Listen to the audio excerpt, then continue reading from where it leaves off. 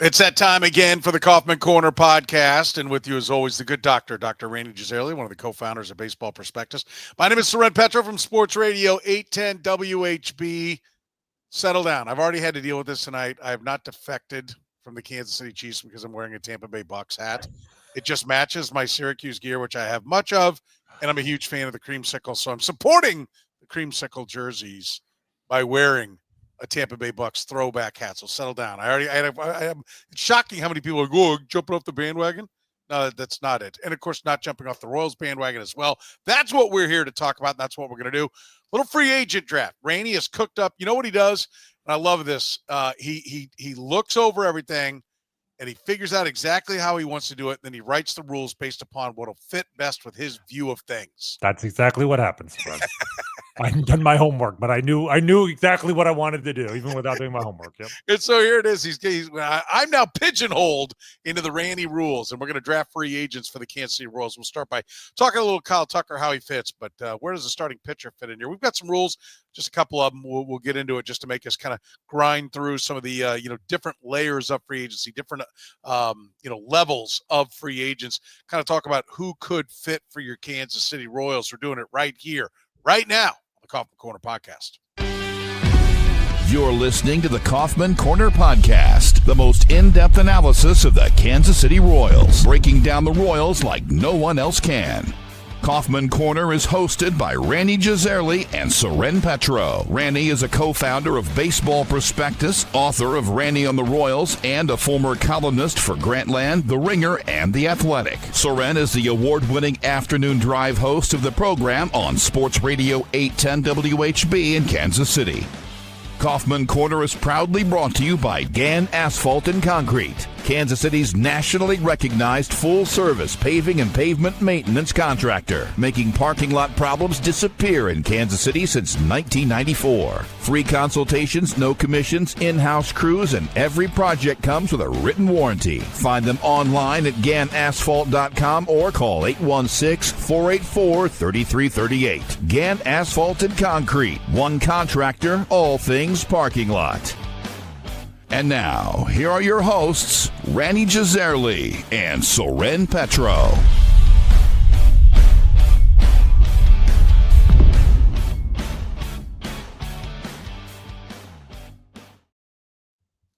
Thank you very much, Curtis. We do appreciate it. Off and running here on a Sunday. Remember, if you're catching us via the podcast, we do appreciate it. Thank you very much for joining us. You can be a part of the conversation by joining us Sunday nights. 9 p. Central is when we are live. I already got a lot of folks in the chat room chatting it up there, so you can be a part of that conversation as well. So we welcome any new viewers / listeners we have to the Kaufman Corner podcast and getting into the free agency, diving in deep head first.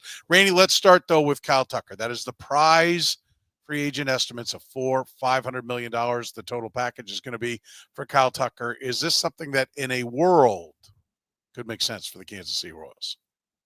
In a world where this makes sense. You channeled exactly what I was putting down there. I mean, yes, it does make sense. But do I think it's likely? No. But do I think that Kyle Tucker signing with the Kansas City Royals would be a good thing for this organization, for this franchise? I would say yes, because signing superstar free agents is almost always a good idea. It's very rare that a team signs a free agent at the very top of the market and ends up regretting it. Really? Really? Have you talked to anybody in San Diego? Eric Hosmer. I said the very top of the market. Eric Hosmer was not the very top of the market. Shortstop for the Red Sox. I'm forgetting drawing a blank on his name right now. That played for the Padres for the last 4 years. Not Tatis. Oh, you're talking about no, Manny Machado. Who are we talking about? Oh no! Come on. What are you, silly or something? Have you not watched Padre baseball of late? I do watch it. I can't remember. You're talking about Xander Bogaerts. Bogaerts, yeah. Bogaerts. Xander Bogaerts. There's like I love you, right? But it always starts with this declarative statement of there's no risk. I didn't say there's no risk. I'm saying the risk might be worth the potential reward here. And by the way, thanks to Star Wars Bookworm 3, who had the Bogarts up there in the chat room, by the way. Great handle also. Listen, they're like, so I just want to be clear. I bristle at the idea that that it's like that much of a good thing to go after the biggest ticket free agent out there, especially when you're a small market club. Because if it doesn't work, it destroys you. It is a risk, but Kyle Tucker, like you mentioned Xander Bogaerts. I mean, for instance, Xander Bogaerts was older. He didn't have the plate discipline that Tucker has. Like, to me, Kyle Tucker, even in a year where he played through a hairline fracture for the second half of the season and his slugging average dropped 100 points after that, he still was worth 4.5 wins in 136 games. Like, he does everything well. He gets on base at an elite clip. He has excellent power. He plays good defense. He's not old. That's the other thing. I mean, age is such an important part of this, right? He will be 29 in January. So you're still getting a free agent on the right side of 30. Like, do I think he's worth 11 years and 418 million, which is, I believe, what Kylie McDaniel at ESPN projected at his contract? Maybe not. That yes, there's a risk. If there's if there's an opt out after 5 years, then maybe you hope that he has a great 5 years and goes somewhere else. Obviously, the Royals are looking to draw up support for a stadium still. They don't have a stadium signed and delivered. So, that, if they're looking for a marquee transaction to help drive public support, like, there are reasons this could work. I think it's very unlikely. I just don't think that they should dismiss out of hand the idea of bringing in an elite hitter, when bringing in an elite hitter is like literally the thing we were missing all of 2025. So I just don't want to rule it out as a possibility. Yeah, listen, I think they'll look at it and then I think they'll dispatch it. And I think it's the right thing. That you have to be able to field a mega payroll. If you're going to go get the top free agent, you need to have multiple players like that to make it work. I just don't think you can have that much of your payroll. First of all, I don't think he wants to come to Kansas City. Right? I would be shocked if he does. I think it'll be really interesting to see what kind of ballpark he goes to, because everyone in Chicago says he did not like hitting in Wrigley Field. Well, what? Like, so what is this magical place that Trop Field? Is he going back to Houston? Is that you don't like hitting in Wrigley Field? I mean, come on. So, I mean, like, that right there is already discouraging. But, if you're talking about 10, 11-year deals are bad business. I think they're even bad business for clubs like the Yankees. I mean, the Garrett Cole contract right now, you can be like, oh, you know what? Well, their owner is saying that the Dodgers spend way too much. Part of it's because he's looking at Garrett Cole's contract sitting there doing nothing this year, right? So even a big market team is whining. Now, part of that is because it's the son of the guy who actually bought the team, and the kids are always tightwads because they can't just go build more ships to spend more on the payroll. That's what George used to do. Hal Steinbrenner, all his whole self-worth is based upon making money on that franchise. So he's not going to push into the red to do it. So there's that whole dynamic that's there. But I'm telling you, you got a franchise that's willing to spend upwards of $300 million, and they're looking at a contract. They're going, this is too much.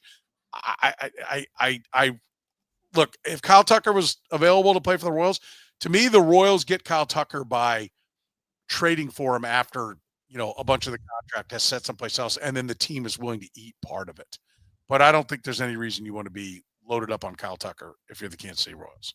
I knew that's where you were going to go with this. And of course I was going to go there. I'm not predictable if nothing else. Look, the Royals in their history have signed one free agent off of, who is not their own free agent, who is at the absolute top of the market. I can think of one time in Royals. David Cohn. And that was a fantastic signing. It was a 3-year deal, Rany. Yeah, I agree. That mitigated the risk. But you know what? He was good for like 4 more years after that too. Like, if it had been a 6-year deal, he still would have been great. I'm just saying, like, even the Royals, there was a time when the Royals could afford to play at the top end of the market, and they did it there. And I mean, they might have regretted it because they traded him after the strike the last year of the deal for like pennies on the dollar. And then he went to, did they trade him to Toronto? Yeah, they traded him to Toronto. Yeah. And then I think the Blue Jays ended up moving him later. But like, he was phenomenal. The Royals got nothing for him, but it's because they were just terrified after the strike. They had no money, they had no owner, etc. But they traded him after a Cy Young award. So like, he was an excellent signing. I will amend my statement to say that if you can get Kyle Tucker on a 3-year deal, I'm all in. Fair enough. right? So like that's the thing is like I think we're talking it's a needle that I think is so hard to thread if you're the Royals, right? Like, don't you think the better idea is the Padres, whose brother is not the genius, who the Padres owner now is not the Baron, let's say, that his brother was and willing to spend money, and now they're trying to sell the Padres.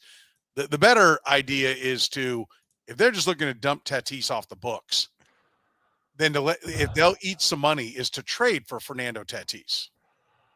I mean, I wouldn't be averse to getting Tatis too, but I mean, Tatis is under contract. I'm looking here for 9 years.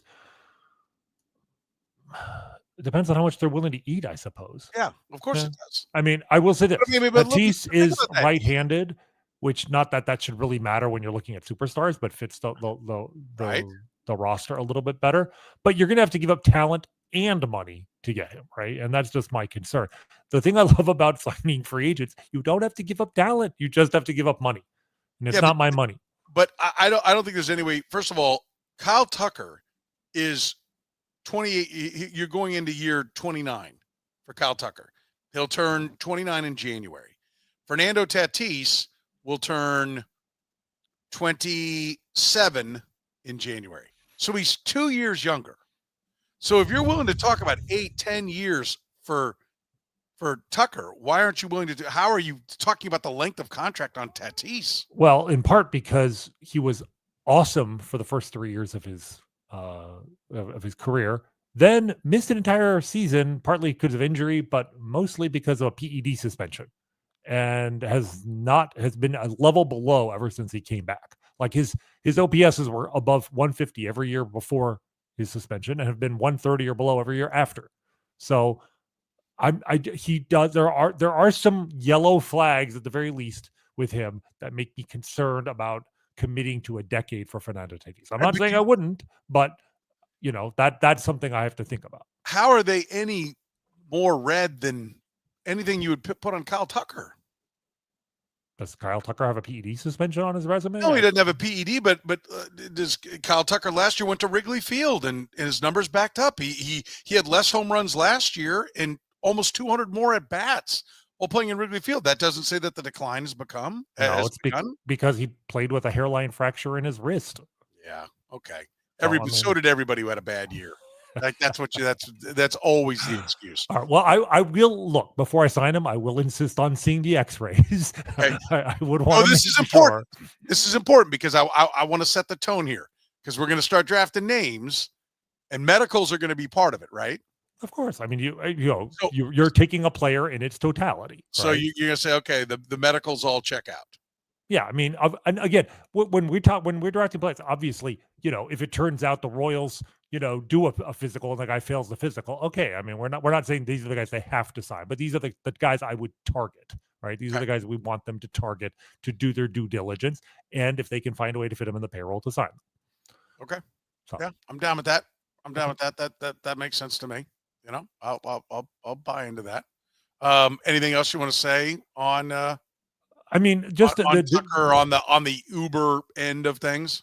Well, I mean, I got the market, the free agent market as a whole, I think is just really interesting. It's like, I don't feel like there's a ton of guys at the very top, but it's a deep free agent pool, but it's a lot deeper in pitching than in hitting. Oh, right. I mean, that's the disappointing thing is like, if you're a Royals fan, when you start looking at the guys you want to go after, it is so heavy on pitching. It is clear. To me, it's like the NFL has realized we don't let our 25, 26-year-old free agents get out there. Certainly no one in a premium position, left tackle, pass rusher. They're not getting to the free agent market.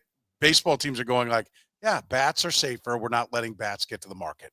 Pitchers can get to the market, but our good bats, we're keeping them. Like, isn't it pretty clear that that's where all the data is said to go, and they're all following it? This is absolutely the case, and this is why I think the Royals are. You're hearing the rumors through the grapevine that they may be more amenable to trading. We know that they want to trade pitching for hitting, but that they may be more amenable to trading elite pitching. And by elite pitching, I mean one specific elite pitcher by the name of Cole Reagans. That I don't think in any sane world they want to trade Cole Reagans, but I'm wondering if they're looking at this market, they're looking at the hitting options out there. They're looking at the fact that there's so much pitching out there that the pitchers they have to trade, their potential trading partners have alternatives, right? It's if you have a good number 3 starter, well, there's a lot of number 3 starters on the market. There aren't a lot of number 1 starters on the free agent market. And so Cole Reagans will still command a premium price, even if, let's say, Noah Cameron or Chris Bubich does not. Yeah. And so as much as I hate the idea of trading Cole Reagans, I at least understand the idea that, if you really want to get an impact hitter, you may have to move your most valuable pitcher. So since you brought that up, who would you want who would be acceptable in return? I mean, it's tough because, Fernando Tatis. Well, if they eat a big chunk of that contract, because Fernando Tatis with that contract by itself is barely positive value. Like, I mean, I'd love to have him on that deal if you just give him to me, but I'm not giving up a lot for the right to pay a 35-year-old Fernando Tatis $36 million a year or whatever it is. So the problem is all the elite hitters good enough to be tradable for Cole Reagans are probably not on the market for any reason. And this is why you look at Boston, because the Red Sox, as we've discussed, have 4 outfielders that and for the record, they called about they were the talks of the Royals and Red Sox at the deadline were real, but the Red Sox were asking for Cole Reagans in, and the Royals said non-starter. Right. And I understand why they would say that, but if you're going to trade Cole Reagans for a hitter, Boston is probably the most likely destination that he's going to go to. And of their outfielders, I mean, the one that you hear the most smoke with and the one that probably makes the most sense is Jarren Duran. They both have 3 years left of club control. So from that standpoint, it's a wash. And I like Jarren Duran a lot. I don't love him. I don't think it's enough. I think right. You got to figure out what you're sending. Exactly. If you trade Reagans for Duran, you have to get something fairly substantial as a second piece, whether it's a top prospect or another hitter, or a pitching, a quad A pitcher who's ready to maybe be, your next Cole Reagans level fine that's going to replace him. Because Duran, I mean, the issue with him, I love the pop and the fact that he sprays the ball all around the field. I mean, he's led the league in triples the last 2 years. He led the league in doubles and triples in 2024 and was giving Bobby Witt competition for the doubles title this year. He just doesn't get on base as much as I'd like, and he strikes out a lot. His career OBP 328 is good in this era, but it's not great by any means. And for a guy who's probably your left fielder, you'd like to get a little more on base. So I would want something with Duran. He's also older. You'll have him for ages 29, 30, 31. I don't think he's going to collapse, but his peak has come. He's not going to get better. So I understand the idea. If you think that your pitching factory is so good that maybe you won't come up with another Cole Reagans, but you can come up with another Noah Cameron, another starter to replace him, and then you have a middle of the lineup bat for the next 3 years. I get the idea, but I want more than Duran. Yeah, I want more than Duran as well. But I think the Red Sox, or there's somebody who's now gotten into play that clearly has outfield. You're going to have to get an everyday outfielder ready to play now, and unless we're talking about, like I said, a player the caliber of Tatis with the Padres taking on a bunch of the money. Okay, now. And that's the thing, the ability to absorb salary. Like you could get Tatis without having to give up Cole Reagans, I think, right? Or you sign Kyle Tucker, who's better than Jarren Duran, and you don't have to go up any player. But it's going to be a lot of money. The question is, are the Royals serious if they want to move into this new stadium with good vibes in 3 years or whatever it's going to be? Are they willing to spend $35 million a year for the next decade on a core middle of the lineup bat? They have Bobby Witt, but Bobby, I mean, let's be honest, Bobby's probably walking in 5 years. He's not sticking to the terms of that contract, which is bad. But if it means that you can better absorb the downside years of a player that you sign now for long term, that gives you some financial flexibility. All right, we get to the draft. We're going to draft our free agents and talk about why it fits for the Kansas City Royals. We'll do it after you hear from our friends at Gann Asphalt and Concrete. Gann Asphalt and Concrete, proudly serving the greater Kansas City area. Nationally recognized full-service paving and pavement maintenance contractor.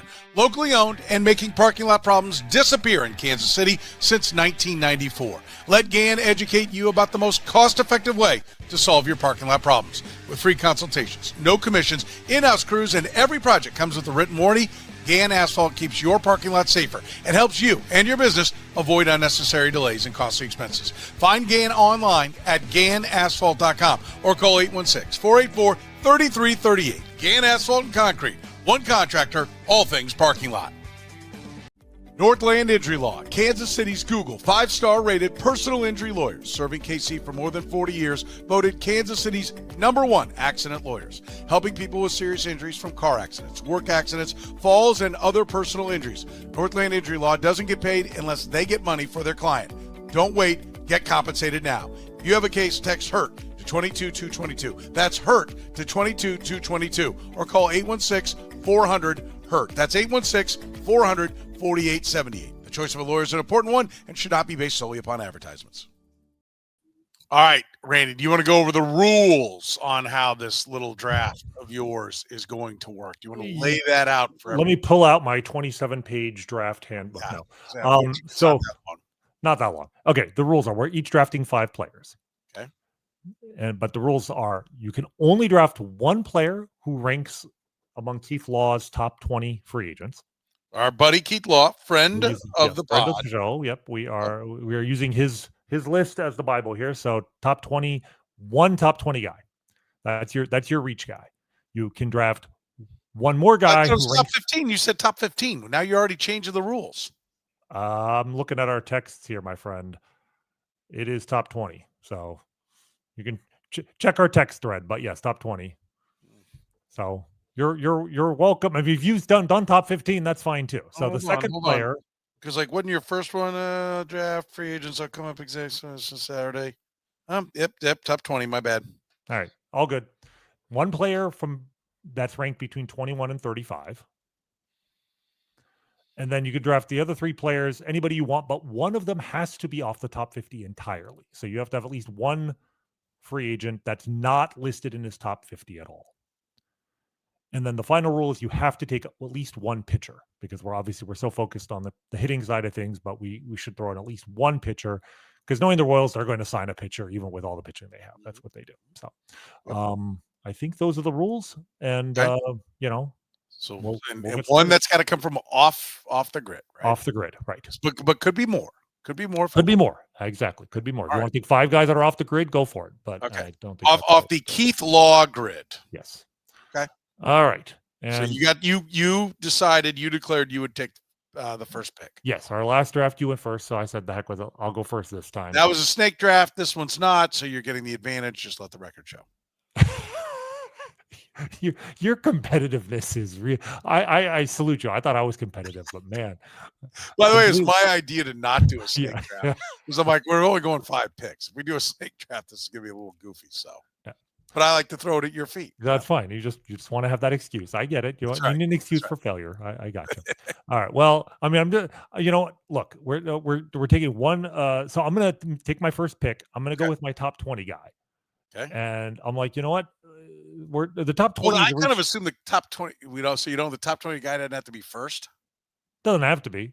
You could do whatever. Okay, so once you've done it, then I should probably not. Then you could hold on to it. Yeah, take somebody else. Exactly. Yeah, right. That's the whole point. Right. So you can choose whatever you want. Now, if there's some other player you want that fits your parameters, go for it. I see the shenanigans. Look, anybody, if the Royals sign anybody out of the top 20, that's going to be quite the coup. So, like, if I'm gonna go big, I'm gonna go really big. I'm gonna take Tucker. Well, no, I'm not gonna take Tucker, but I'm gonna take the next guy on the list, number 2. I'm gonna take Bo Bichette. Okay. Because I think he would fit this organization's needs, their philosophy, etc., almost perfectly. And while he's going to be expensive, he's not going to be Kyle Tucker expensive. So the case for Bo Bichette, very quickly. Kyle Tucker is not the youngest free agent in this draft class. I believe Bo Bichette might be, or at least the youngest of the American board hitters, not like kind of guys from Japan or whatever, or South Korea. He's 27 right now. He turns 28 in spring training. You're getting a very young guy. You're getting a guy who is a top prospect, who's been his career 294 average, always has hit for average, has hit 44 doubles last year despite missing 23 games. He's always hit for average except for 2 years ago. I mean, so sorry. Oh, except for 2 years ago. Well, yeah, 2 years ago he's hurt, and I mean, 2 years ago you didn't have to be worried about him, but he bounced back very well this year. Had a leg injury, was able to come back for the World Series only, but looked great at the plate for a guy who couldn't barely walk. He could still hit. And what I thought very interesting was, after never playing a game anywhere other than shortstop for his entire major league career, that he made his major league debut at second base in the World Series and looked fine. Because even before his injury, the one knock against him was that his defense at shortstop had slipped to the point where long term you're probably thinking this guy's a second baseman. Right. Well, guess who needs a second baseman almost as much as they need an outfielder? And a guy who's right-handed and a guy who can hit the ball hard without striking out. And his strikeout rate has dropped fairly significantly over the years. I mean, he struck out 3 years ago, struck out 155 times. This past year, he struck out 91 times, I think a 14.5% strikeout rate, which is outstanding for a guy who can hit for that much power. So he fits what the Royals like to do. Obviously, fit what the Blue Jays were trying to do, and almost got them to a world championship. The comp I want to make is to another free agent guy who actually was with the Blue Jays 4 years ago, Marcus Semien. Because Marcus Semien was a shortstop for his entire career with the Oakland A's and was a good player and had turned into a very good player, but his defense was starting to slip. He was probably a better shortstop overall than Bichette was, but after being a good defensive shortstop for most of his 20s, his last year with Oakland, his defense had started to slip. He was below average, and he was also hurt that year. The Blue Jays signed him. Who's this now again? Marcus Semien. Marcus Semien, okay. The Blue Jays gave him a 1-year deal, kind of a make-good deal, because he was coming off an injury. And it's one of the all-time great 1-year contracts, really, in baseball history. He had 7.1 WAR in 2021. He was third in the MVP vote, hit 45 dingers as a second baseman, and also turned into an elite defensive second baseman. And then signed an 8-year deal with the Blue Jays. Just got traded to the Mets a couple days ago, but his first 3 years, really, even last year, he was still worth over 3 wins, even though he missed a month of the season. His bat's starting to decline, but he's been a very good defensive second baseman, going from being an average defensive shortstop. So, you move a guy from shortstop to second base, their defense can tick up. And he was 30 years old as a free agent, whereas Bichette's only 28. Different kind of hitter, less power, but also better contact. But I just feel like Bichette could gracefully turn into a very good second baseman, both offensively and defensively, for at least the next 3 or 4, maybe even 5 years. Kylie McDaniel's projection for his contract, 5 years, $130 million. So 5 years, $26 million a year. I would do that. I think I would do that in a heartbeat. Right? It's a 5-year commitment for a 28-year-old hitting free agent. As last season, he's going to be 32. Now, it may end up being 7-8 years. You may get too rich for your blood. But if I'm the Royals, given the team's needs, given I think the safety of his bat and the fact that he can solve a position of need for you, he's somebody I would definitely be pursuing very hard and heavy until you can't get him. I think it sounds great on paper, right? However, the Royals aren't going to do it. I think that's part of the equation that needs to be mentioned here. Because you're forgetting one thing, Soren. I'm telling them to do it. I'm telling them to do it. You're telling them to do it. Okay. Yeah, so that changes everything. Okay. All right. Just kind of the theme of how this is going to work is kind of interesting here for sure. So I get it. I feel like they've already come to a deal with Jonathan India. They're going down the Jonathan India at second base. I mean, do you agree? This is fun to talk about, but do you agree that Jonathan India is going to be the second baseman? I'm still not convinced they may not try him in left field again, honestly. No chance. Listen, I haven't had that. I should have that conversation, but their exit conversation was that we tried it didn't work. That was the vibe I got. And now that they've already got him done, I'm like, he's the second baseman. And Well, I so, will say this, having looked at the free agents and especially the left-right balance of the free agents, I think I better understand why they tendered him that contract. Like, I know a lot of people are like, "Oh, should we really bring him back?" You've seen what the free agents look like out there. yeah. Yeah, I think 1 year and whatever it's $8 million, I think they agreed to the deal. Like, yeah, in this market, I think that was why they brought him back. I really like the idea. Bo Bichette would have been my first choice as well because he's right-handed. I don't think it's going to happen. That's why I'm nitpicking you with it. But if I'd had the chance to take him, I would have taken him because and then I'd have made my reasons for why it would work. But he is the one premium right-handed bat out there. And so that's the hard part. They really need a right-handed bat. And that's why when you look at so few hitters out there to choose from, and then so few of them right-handed, and all of them after Bo Bichette coming with some kind of risk. And Bo Bichette's even a little bit of risk moving him to second base. But I'm with you. I like the way you're thinking. I think over at second base, the defense fits as long as he's willing to embrace that, which he should be. I think everybody will be looking at making the move to second base for him. So that's probably the direction they're going. I could get crafty and say, okay, I'm gonna go after somebody outside of I'm gonna hold my top 20 pick, but I'm gonna do it in the spirit of how a draft should work, taking the best guys up at the top. So I'm not gonna play games with grabbing, or will I? Go for it. Be creative. It's just gonna look. It's gonna look. I'm gonna have to make notes because I always save our little topics to look back on in case we go back and review it. It's gonna look goofy as like, why did he take Schmozy McSchmoz a lot up here at number 2? It's like, to make sure I get the guy I really want that's outside the top 50. Yeah, I just had not even factored that concept into this. So it's up to you. You have the option either way. I know. Yeah, because I don't love the right-handed bats out there. But you're gonna I don't know where you're gonna go next, so I don't know what I'd need to take. So I'm gonna go ahead and go with our guy. Hey, tell me, because I wasn't looking at what the contracts. What are the contracts for Bellinger and Grisham? What are Bellinger and Grisham. Yeah. Let me tell you. This is Kylie McDaniel's a different source here, obviously. But Bellinger, he has it 6 years and $165 million. It's about $27.5 million a year and for then 6 Grisham? years. Grisham, let me find Grisham. He has Grisham lower on his list, 4 years and $90 million. Okay, so I'm going to just trying to be a little bit more realistic on this front. So Copman is saying that Grisham took the qualifying offer. So he did. So he's out of the mix. Yeah, so he's out of the mix. Yes. Okay. All right. So Grisham's out of the mix. Okay. So that makes it easier. Then I'm going to get crafty. I am going to go for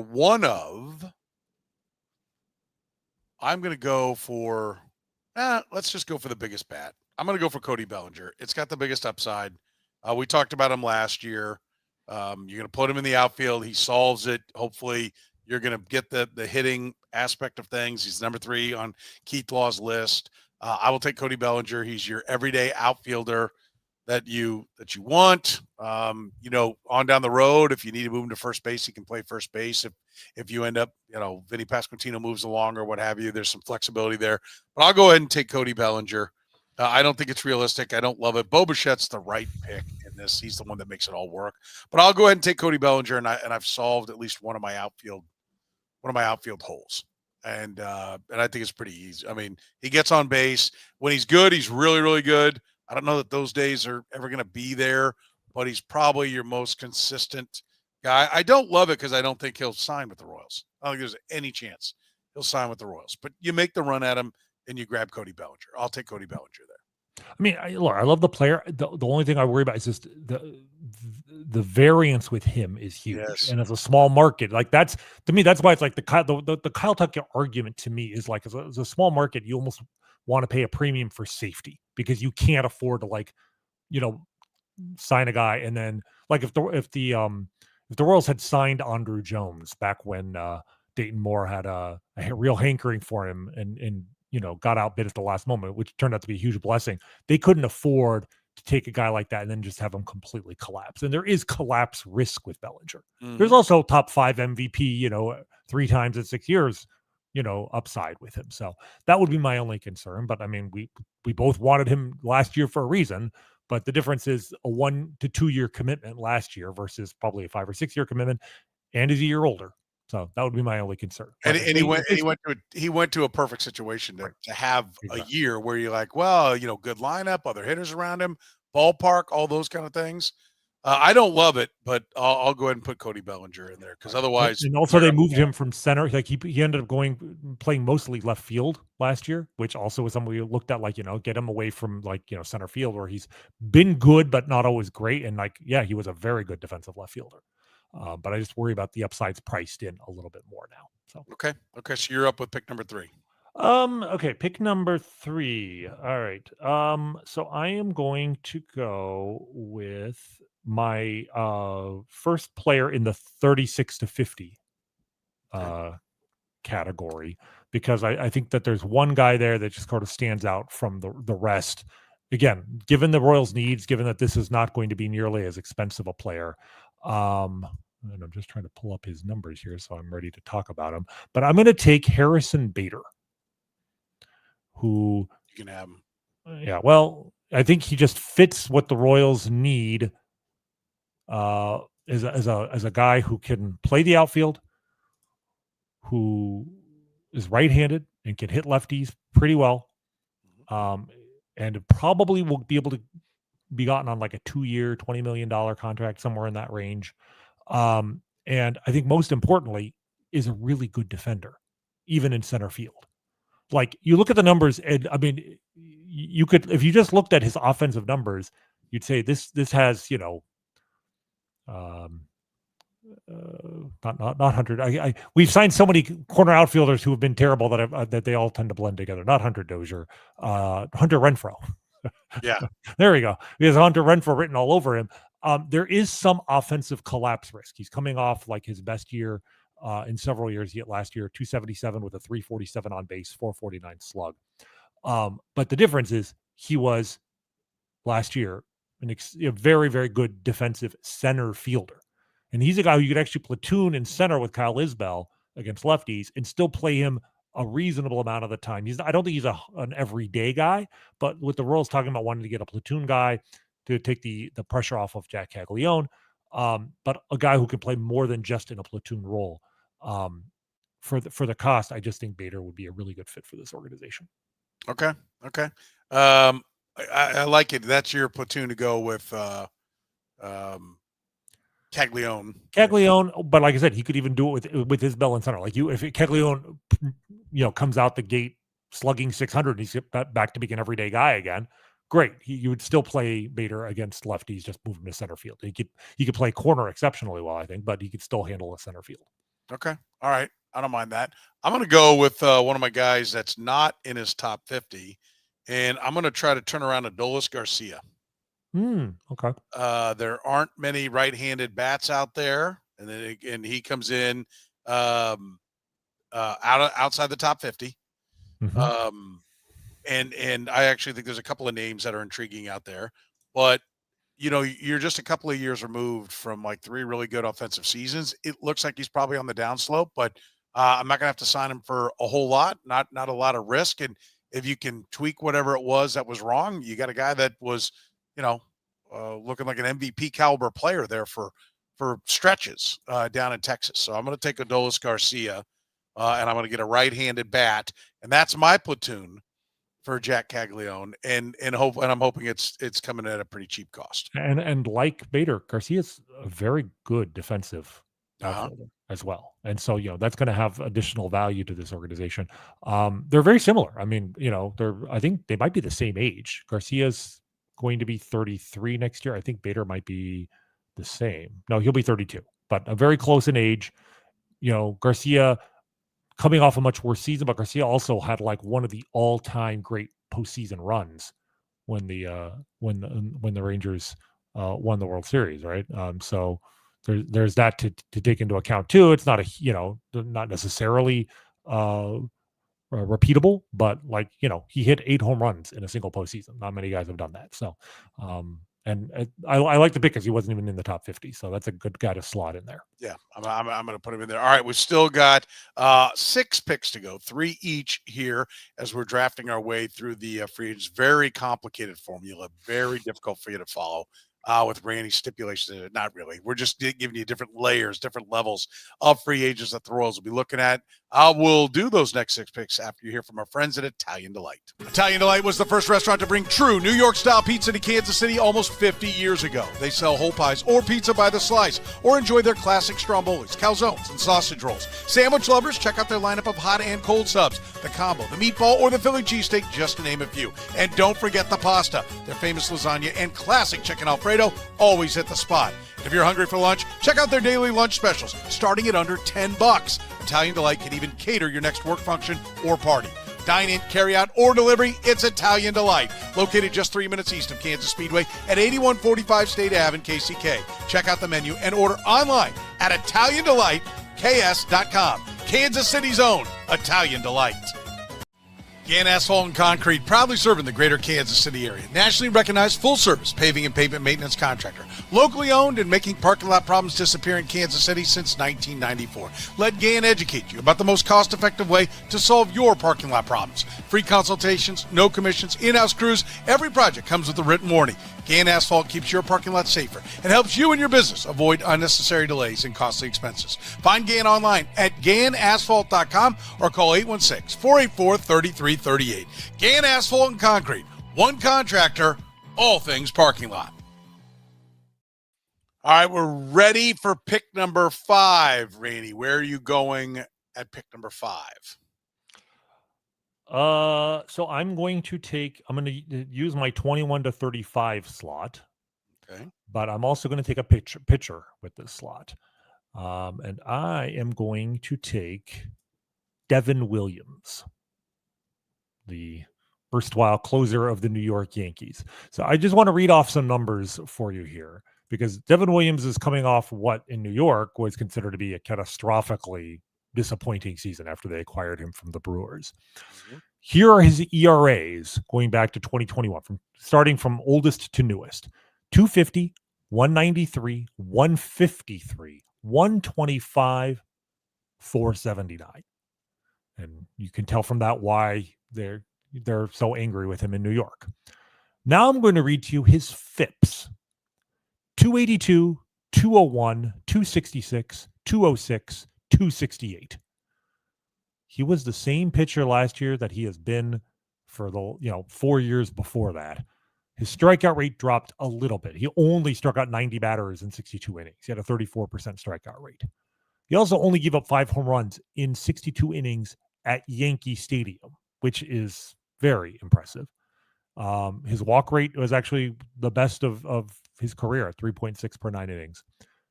That airbender that he throws is sick. His fastball, maybe he lost a tick on his fastball, but I just look at what this organization did last year when they looked at, they didn't really need necessarily starting pitching. They didn't like the options in the outfield, so they said, let's give our free agent money to Carlos Estevez. Kind of worked out. And I'm like, you know what? If we have to take a pitcher here anyway, at least until they make a trade, and even if they make a trade of one of their starting pitchers, they probably still don't need a starter. They'd probably have to trade 2. But a reliever, you can always use another reliever. And Devin Williams, I just think, is the same dominant reliever he's always been. Maybe you can get him on a discount because, superficially his numbers were not where you'd like them to be. Okay. Then I will go ahead, and we have to take one pitcher, right? Like that's, well, we could take more, correct? Yes, you can. Because I have my guy that I really, really like coming up still. That's quite crafty on my part, by the way. I'm going to go ahead here and take, because I know there's a guy do I take who I think you're going to want later? So what do we I need? So I've taken my top 15 and that's it. So I got one more in the 21 to 35 range. Yep, you're going to take one in the 21 to 35 range. I'm going to go ahead and actually pull the trigger on Cody Ponce. Hmm. Cody Ponce is a left-handed starting pitcher. You may have heard of him. He's listed as number 32 on the list. This isn't one of your guys. This is your Eric Fetty. Exactly. I was going to say, that's where I got the idea for all of this, right? The Eric Fetty pick. So I'm impressed that you went across the Pacific to find a guy. Yeah. 6'6", right-handed starting pitcher. Hang on, I noted the wrong thing here. 6'6" starting pitcher. I'll give you Keith's right up on him. He was awful in the bigs. He then pitched in the NPB for 3 years before moving to the KBO. That's Korean League. He exploded in his 1 year in Korea, setting league single game 18 and season strikeout marks 252, fanning 36% of his batters. He faced with a new changeup. He really is one of those guys that looks like Eric Fetty, looks like went over, tinkered with everything that he got. I think if you grab a guy like this, upwards of 97, 98 miles per hour, throws a cutter, throws a hard curve. I will go down this road and say that the Royals can continue to perfect those fine pitches, and this gives them the ability to go out and trade, whether it's Cole Reagans or Chris Bubich. They got a dependable starting pitcher that's more of a finished product, and so they go after their Eric Fetty. And I did this mostly because I thought I was going to hear you like slam your fist on the desk, but no, it doesn't look like you're going here. I will give you credit. I don't think I did enough research on Cody Ponce to because doing it right now, I'm like, wow, this really is Eric Fetty to the next degree. I mean, the thing to keep more upside than Fetty. Potentially, yes. And also, I mean, the thing to remember here is because he went from Japan to Korea, and the talent level in Korea is below that of Japan. However, Korea, maybe because of the ballparks, the bats, I'm not sure exactly what, but it's a significantly higher offense level league. Last year, the average Korean game, there were 4.73 runs per game. Whereas the year before, when he was in Japan, it was an average of 3.84. Like, Japan is a pitcher's league. That's just the way it works. Korea is not. And so to have, I mean, these numbers are funny just to look at. 17-1 record, right? We don't care about that, fine. But 189 ERA, 181 innings, 128 hits, 41 walks, 252 strikeouts. Like, this is as dominant as you will. Like, this is like Pedro Martinez in 2000 level dominance in an admittedly, foreign league, but a good hitter's foreign league, kind of like Pedro Martinez in 2000. And given the scouting report, yeah, he's probably going to get more than Eric Fetty did, but Eric Fetty got 2 years and $15 million.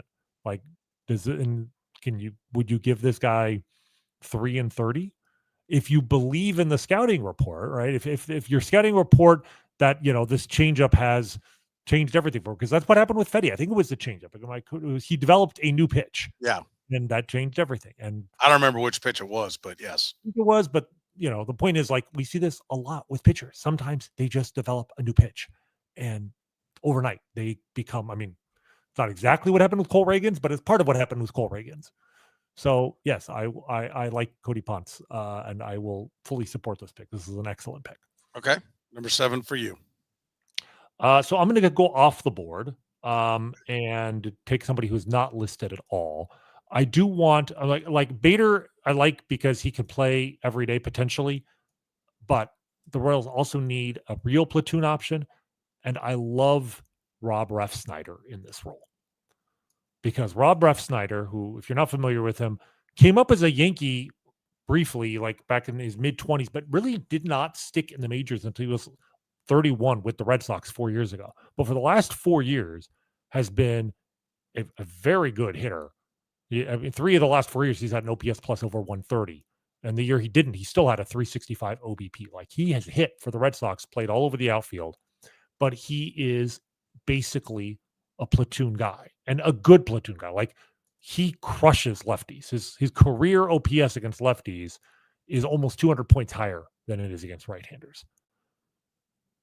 That is a guy that, if you use him in the right role, because he's not an everyday guy, yeah, he's an 826 career OPS against lefties, 383 on base, 443 slug. So even though he's career high in plate appearances is 307, that's kind of what I want him for. He's still going to be 35 years old. He's not young. but a 1-year deal with a vesting option, you might be able to get him. And he's in your lineup against lefties, where he's playing, whether he's playing right field, left field, DH, I don't know. The Royals need a right-handed bat. They need a good bench bat. They need somebody they can call on when a left-hander comes into the game in the late innings. And he's not gonna break the bank. So I'm a big Ref Snyder fan. All right, not bad. I'll see that, and he's got position flexibility as well. Yep, he can play all over the outfield. Yeah, and I haven't seen him listed as second base. I think he played it early in his career. I don't think he's played it recently. Second and first listed there on his Baseball Reference page. Anyway, all right. Where do I want to go? So I've used my top 15.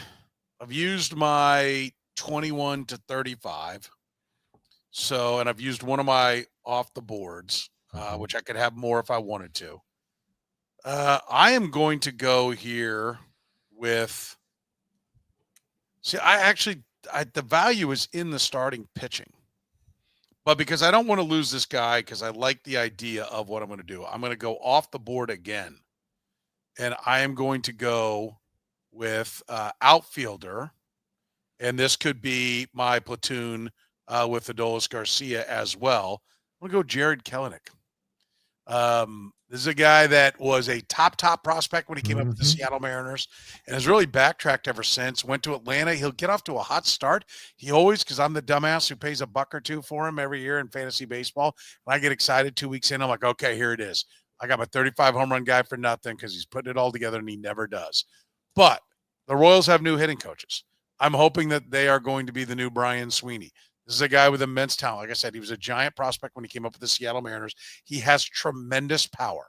And if you just junk the idea of him being, and I don't, neither one of us, by the way, we've now walled out being able to take Mike Yastrzemski, right? He's off the board for everybody. Neither one of us went back down that road because you've taken yours, right? You can't take him. Yastrzemski, my understanding is really wants 2 years, and maybe he'll drop that and he'll come back to the Royals for 1 plus some kind of option thing. But I kind of like the idea of going for the upside and getting some power with Kelenic and getting more, hit the ball over the wall. You can pair this up with a, like I said, Adolis Garcia or any other right-handed bat you want to get that's out there. And now you've got a full, complete player. And so to me, I just like the upside. Let's get him in here. Let's see if we can fix the bat the way others had. And you've got tremendous upside, tremendous power, which the Royals do not have enough of in their organization. And this guy has what you cannot teach, and that is raw power. Now they just got to get the bat to ball skills. I would be thrilled if the Royals signed this guy to a minor league contract, because I think, what you're describing, I agree with everything you're saying.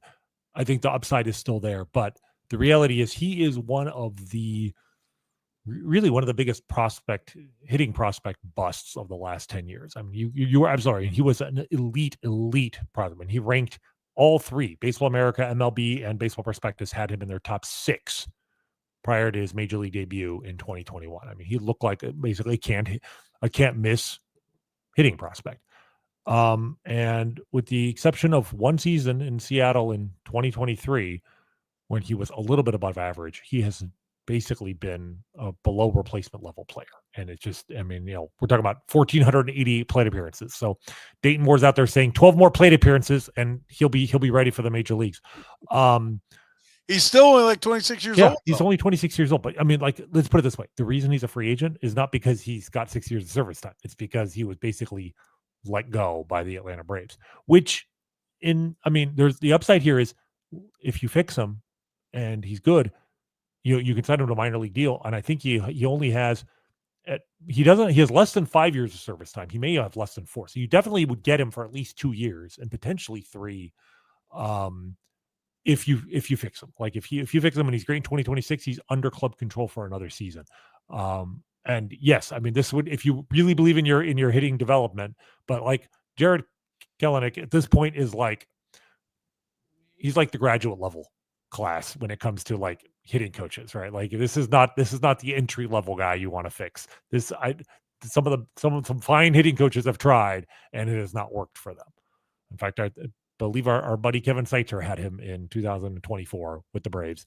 And he hit 231 with a 286 on base and a 393 slug. I mean, look at it when if he just hits righties, it gets better. I mean, he That might, still and that might sucks, be his long-term, that's career, maybe why as a platoon outfielder. He does have a fairly substantial platoon split. You're right. I mean, I would definitely start him in that role.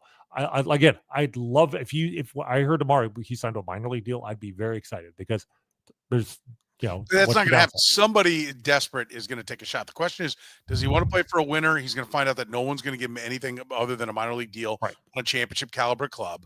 I think with the Royals could be like, hey, we're going to bring you in. You'll be in the mix for the outfield. And we're thinking platoon. Show you can do more, and we'll give you more. But I think if he wants to play every day, he's going to be going to some absolute bottom feeder. Right. And that's why my hope is like that the Royals have the cachet now that they can say, look, we can't guarantee you a job, but we'll make you better. Yeah. And you have an opportunity. Like, I assume his agent is going to say, look, this team, they're a good team that's also desperate for outfielders. Like, it's a good fit. Yeah. So yes, in the right for the right contract, I like this pick. Okay. Who you got at number 9? All right. So my last pick, and this says something about like how good the outfielders, the hitters in general, or the outfielders are, that I think I'm just going to avoid them entirely. Like, there are a bunch of guys I'd consider, but there's one other guy I really want to highlight, even if he is a pitcher. Okay. And for that matter, a reliever, because he's not in the top 50. Probably because he's a reliever, but I absolutely adore him and I would love to get him. And that is Tyler Rogers, who is, a kind of a unicorn. He's basically the closest thing there is to Dan Quisenberry in the major leagues today. And I'm always going to have a soft spot for anybody who resembles Dan Quisenberry. He is, he throws from the lowest arm angle in baseball, basically in the entire StatCast era. I think he's tied with Chad Bradford, if you remember Chad Bradford from the Moneyball A's, for the lowest arm angle of any pitcher in the database, period. I think his arm angle is negative 62 degrees. He averages the ball, when he lets go of the ball, his arm is an average of 1.18 feet above ground. So about 14 inches off the ground. That's where he's coming from. So he is just unlike any other pitcher that a batter will face when they're in the major leagues, which is why, despite having the slowest fastball in baseball at, I think, 83.5 miles an hour, he is absurdly effective. A career 2.76 ERA. Last year he walked 7 batters in 77 innings. While leading the league in games pitched in for the second straight year, the 4th time in his career. Like, if you look at his number, he's Dan Quisenberry, right? He throws more, doesn't throw the innings Quiz did, because nobody does nowadays, but 77 innings. He's thrown 70 innings or more 5 years in a row, which for relievers nowadays is very unusual. Gives up about a hidden inning, but doesn't walk anybody, doesn't give up home runs, gets a decent amount of strikeouts. Put it together. And you know how much we love the Royals, the raisification of their team, with the sense of having different pitchers doing different things, constantly giving hitters a new look. Well, Tyler Rogers would fit that perfectly. So for a guy who's not even in the top 50, I would be very interested to see what would happen if we could get him on this team. Okay. I am not going to take anybody in the 36 to 50. I don't like it. And I think the value in the free agency, like, I'll give you some other names, like Shoto Imanaga. I like the player, and I think in a bigger ballpark, like, his problem was he was serving up home runs, and I think his arsenal needs to be tweaked. I don't think any of the Asian players want to come to Kansas City. So I like the idea if he's willing. I like the idea if you're looking for a pitcher. Like I mentioned, I've taken Cody Ponce, so I'm not going to take Imanaga, but I think Imanaga in Kauffman Stadium looks like he would be better. Before I went Cody Ponce, Raisel Iglesias, if you wanted another power arm, was one of the guys that I was considering up at that spot. What I would consider to be a diet Bo Bichette at second base would be Hassan Kim from Tampa, who came back, had all kinds of injuries. That's the scary part. But if he's healthy, He's a pretty good player. So there's a right-handed second baseman. So I want to mention his name. He was in consideration for me along the way. Cedric Mullins would be in consideration for me as part of a platoon. He was a name that I had that is in that 36 to 50 range. But I've already taken Ponce, the pitcher, as a starter. I've got an everyday player in Cody Bellinger. I've got my platoon in Kelenic and Adolis Garcia with Jack Caglione if need be. So I'm going to highlight one of my personal favorites here. We're going to have a reunion. We're going to reunite with bad Brad Keller and bring Brad Keller back to the family. I thought about Hunter Harvey, and I think that might actually be a possibility after he circles, around and the Royals go, okay, we'll give you a prove it deal. And, so hopefully we can get something from this trade. I think they like him. I assume he likes the Royals. I had other thoughts of if I didn't go starter elsewhere of Max Scherzer coming back, to the state and had that. But I've always thought Brad Keller had talent, and he spent his whole time working with a pitching coach that didn't know what he was doing.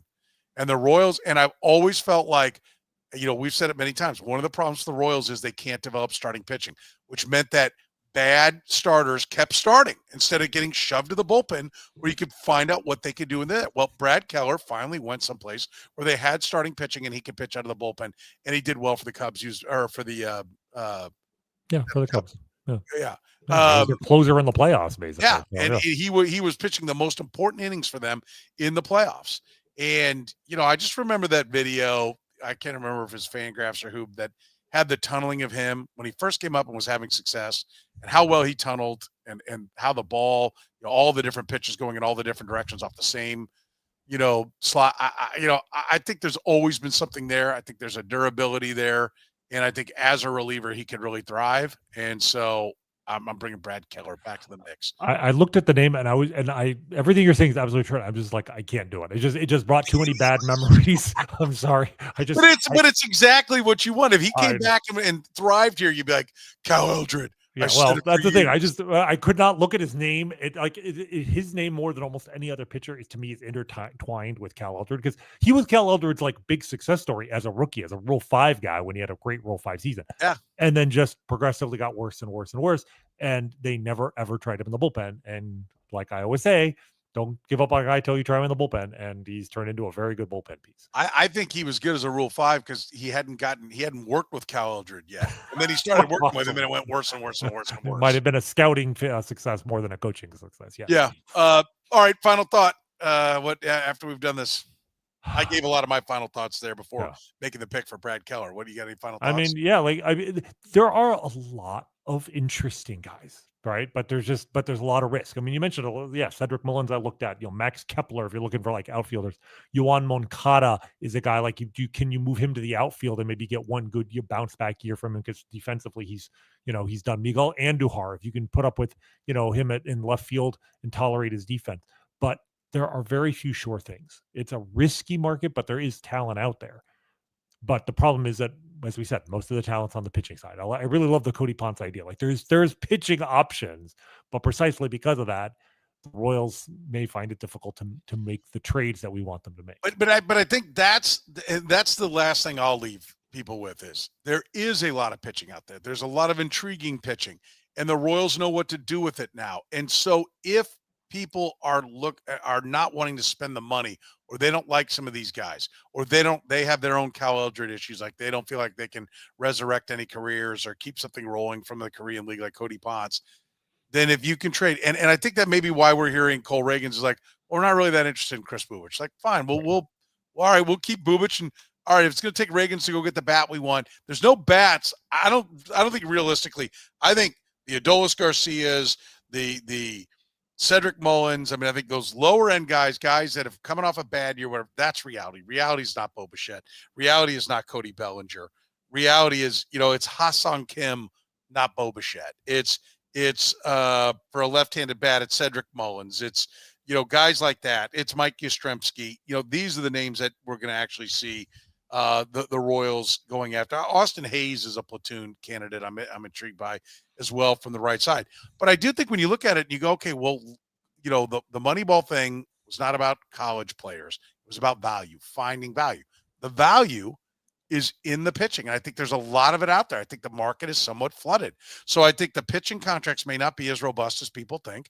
And so if you can buy them and trade the pitching you've got and get the hitters you want, that's using the market to your strength. As much, like I said, I hate the idea of trading Cole Reagans, but doing this exercise of seeing, makes me much more understanding of how Why you they could would listen. arrive at the idea.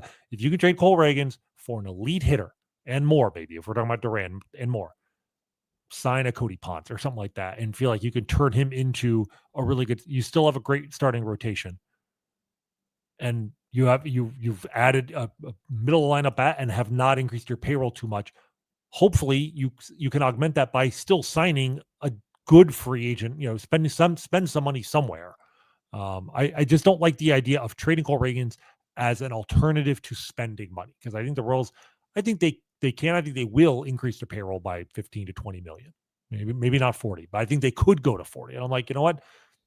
You want that stadium? Go ahead and do the 40, and then you can keep Cole Reagans and sign an elite guy, whether it's Bo Bichette or somebody, along those lines. It's going to be interesting. We're going to find out. But this time next week, the winter meetings start. Next week, the Chiefs play Sunday night, so we will go Monday night, which will be the midpoint of the winter meeting. So it's quite possible we will have some transactions to talk about. We definitely will have a lot. Probably not. The winter meetings have become a big dud as well. They lay a lot of groundwork, but they don't actually pull the trigger on much. They may not, but I feel like the last couple of years, they being not the Royals, being the entire baseball, right? Of course, right.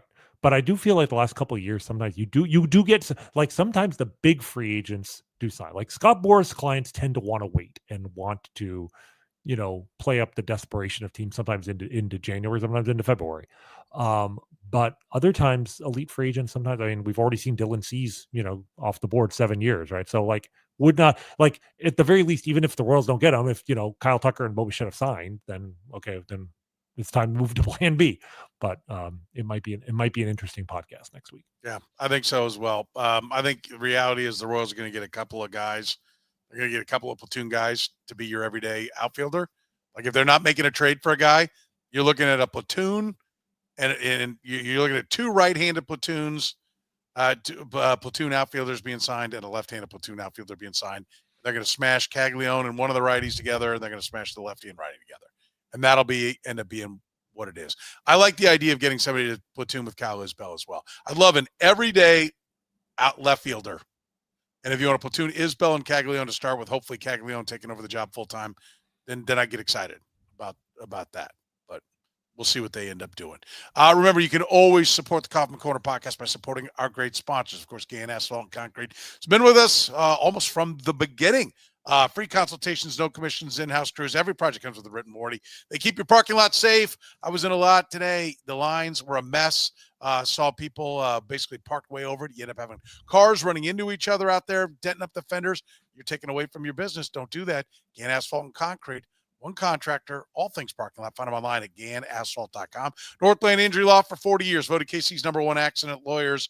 If you've got a case, text HURT to 22222 or call 816-400-HURT. Work accidents, car accidents, you name it. Text HURT to 22222. And our great friends at Italian Delight, don't forget they will cater your holiday parties. That's right. The first to bring true New York-style pizza to Kansas City almost 50 years ago. You can order up all your holiday festivities, whether it's for your home or your office. Go to ItalianDelightKS.com. Lunch special starting at under $10. They're just a few minutes east of the Speedway, right there on State Ave. So for the good doctor, Dr. Rany Jazayerli, I'm Soren Petro saying thank you very much for joining us here on the Kaufman Corner podcast.